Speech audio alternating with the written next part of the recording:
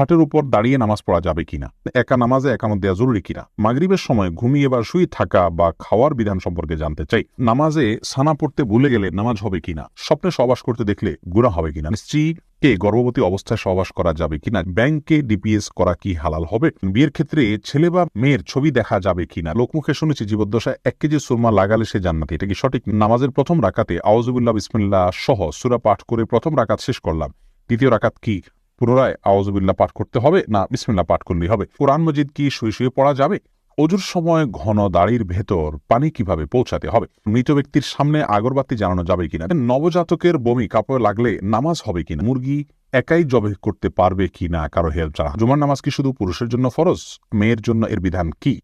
মহিমা মাহি আপনি জানতে চেয়েছেন নবজাতকের বমি কাপড়ে লাগলে নামাজ হবে কিনা। দেখুন, বমি নাপাক, সেটা নবজাতক হোক অথবা প্রাপ্তবয়স্ক কেউ হোক, সবার বমি নাপাক, যার কারণে এটি লাগলে নাপাক হয়ে যাবে। জান্নাত আরা জুলি আপনি জানতে চেয়েছেন মুরগি একাই জবে করতে পারবে কি না কারো হেল্প ছাড়া। হ্যাঁ, করতে পারবে, কোনো অসুবিধা নেই। মুরগিতে একজন ধরতে হবে এমন কোনো বাধ্যবাধকতা নেই। আপনি মুরগি যেভাবে খুশি সেভাবে জবাই করবেন, জবাই করাটাই হলো মুখ্য।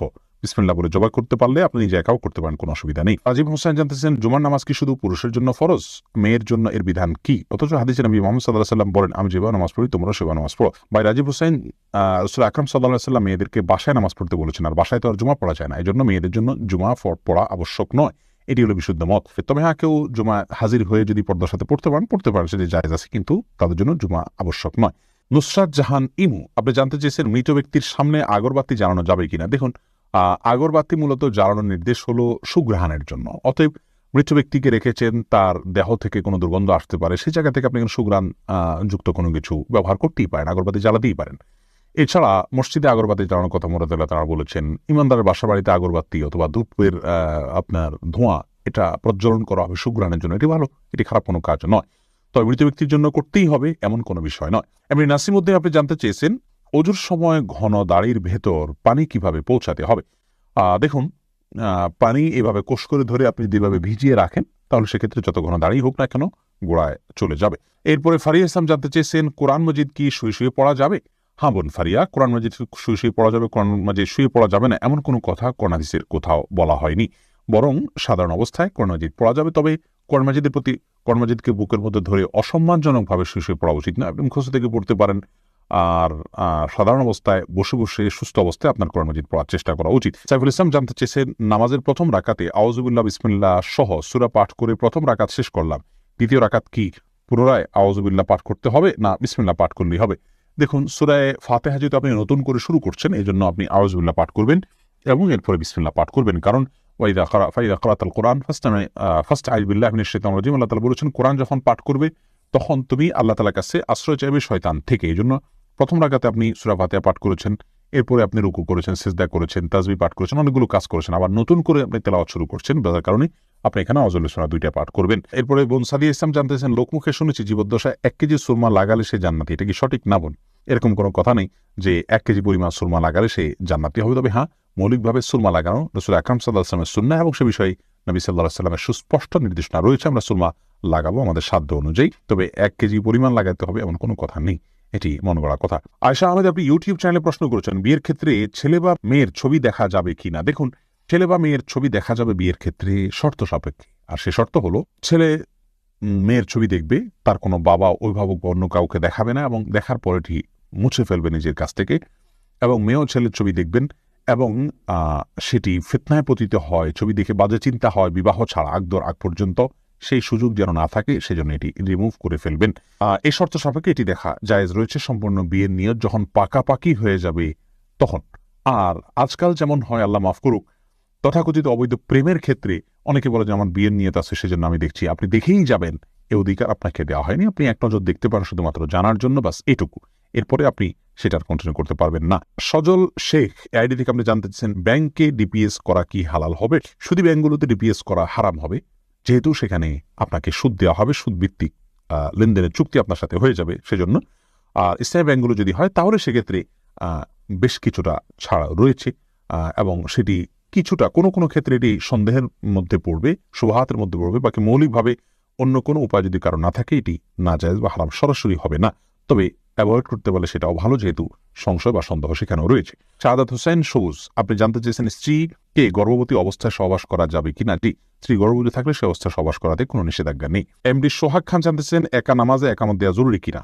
জি ভাই, একা নামাজ পড়লেও আপনি যখন একাকী ফরজ নামাজ আদায় করবেন, একামত দিয়ে নামাজ পড়বেন, এই উদ্দেশ্যে কেউ চাইলে আপনার সঙ্গে এসে যোগ দিতে পারে জামাতে। আমরা কিন্তু এটা অনেকেই জানি না। কেউ যদি নামাজ শুরু করে দেন একা একা, তে যদি জোরে জোরে তাকবীর বলেন ইমামতের নিয়তে, পরবর্তীতে কেউ এসে তাকে টাচ করে তার পাশে দাঁড়িয়ে জামাতে শামিল হয়ে যেতে পারে, যে কোনো পর্যায়ে, যে কোনো মাঝামাঝি পর্যায়ে এসেও শামিল হয়ে যেতে পারে। তাহলে সেক্ষেত্রে তার উভয় জামাতে সালাত আদায় করার সওয়াব পেয়ে গেলেন।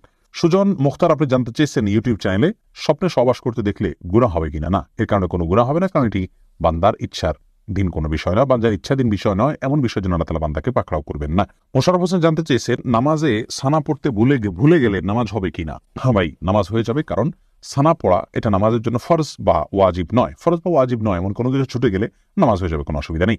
এমডি রায়হান সিদ্দিকী, আপনি জানতে চেয়েছেন মাগরিবের সময় ঘুমিয়ে বা শুয়ে থাকা বা খাওয়ার বিধান সম্পর্কে জানতে চাই। দেখুন ভাই রায়হান, মাগরিবের পরে এশার আগে শোয়ার ব্যাপারে হাদিসে নিষেধাজ্ঞা রয়েছে। নবী সাল্লাল্লাহু আলাইহি ওয়াসাল্লাম অপছন্দ করতেন এই সময় শোয়াটাকে, যার কারণে মাগরিবের পরে শোয়া উচিত নয়। তবে যদি কেউ অসুস্থ থাকেন, শরীরে ক্লান্তি থাকে, তিনি শুয়ে আছেন ক্লান্তির কারণে, সেটি ভিন্ন বিষয়। কিন্তু সাধারণ অবস্থাতে এই সময় ঘুমানো নিষেধ, কারণ এই সময় ঘুমাইলে আপনার এশার সালাত তরক হয়ে যেতে পারে। তাছাড়া সকাল এবং সন্ধ্যার সময়গুলো আল্লাহকে স্মরণ করার সময়, জিকিরের সময় জন্য এই সময় ঘুমিয়ে কাটাবেন না। শুধু সামান্য একটু শুয়ে থাকা এটা ভিন্ন বিষয়, এটা ইনশাআল্লাহ নিষেধাজ্ঞার আওতায় পড়বে না।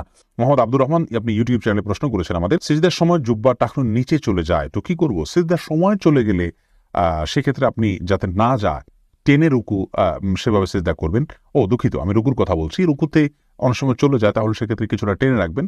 সিজদার সময় চলে গেলে সেটি আপনার এক তো ইখতিয়ারাধীন নয়, আর সেটি কারণে ইনশাআল্লাহ কোনো গুনাহ হবে না, যেহেতু এটি আমার ইখতিয়ারাধীন নয় এবং এটিকে আমরা ধরে রাখতে পারবো না। অনেক ছোট ছোট পোশাকও দেখা যায় সিজদার সময় ঠিকই চলে যায় জড়সড় হয়ে, এটি স্বাভাবিক অবস্থা না। সাধারণ অবস্থায় আমরা চলাচলের সময়, দাঁড়ানোর সময় যেন টাকনুর নিচে পোশাক না থাকে, সেটিই মূলত হাদিসে নিষিদ্ধ। বাণী, এই আইডি থেকে আপনি জানতে চেয়েছেন খাটের উপর দাঁড়িয়ে নামাজ পড়া যাবে কিনা। যাবে, কোনো অসুবিধা নেই। আপনি খাট হোক আর ভূমি হোক, ফ্লোর হোক, যে কোনো জায়গায় দাঁড়িয়ে সালাত আদায় করতে পারবেন। আপনি স্বাভাবিকভাবে যদি সালাত আদায় করতে অসুবিধা না হয়, তাহলে সেক্ষেত্রে কোনো অসুবিধা নেই। হ্যাঁ, কোনো খাটের উপরে দেখা যায় যে ম্যাট্রেস বা ফোম থাকার কারণে অনেক দূর ডেবে যায়, যার কারণে রুকু সিজদায় তিনি ব্যালেন্স রাখতে পারেন না এবং সুন্দরভাবে সালাত আদায় করতে পারেন না, সিজদা সঠিকভাবে করতে পারেন না। এরকম যদি হয়, তাহলে সেক্ষেত্রে তার জন্য খাটে দাঁড়িয়ে সালাত আদায় করা উচিত হবে না। এটা কমপক্ষে মাকরুহ হবে, অপছন্দনীয় হবে। তবে সালাত হয়ে যাবে। যেহেতু সালাত স্বাভাবিকভাবে করতে তার অসুবিধা হয়, শরীরে ব্যালেন্স ঠিক রাখতে পারে না, রুকু সিজদা যথাযথভাবে করতে অসুবিধা হয় এবং মনোযোগেও ব্যাঘাত সৃষ্টি হয়, যার কারণে এরকম জায়গায় সালাত করা উচিত না। আর যদি এতটা নরম না হয়, তাহলে সেক্ষেত্রে সাধারণ খাটে বা চকিতে সালাত আদায় করতে কোনো অসুবিধা নেই।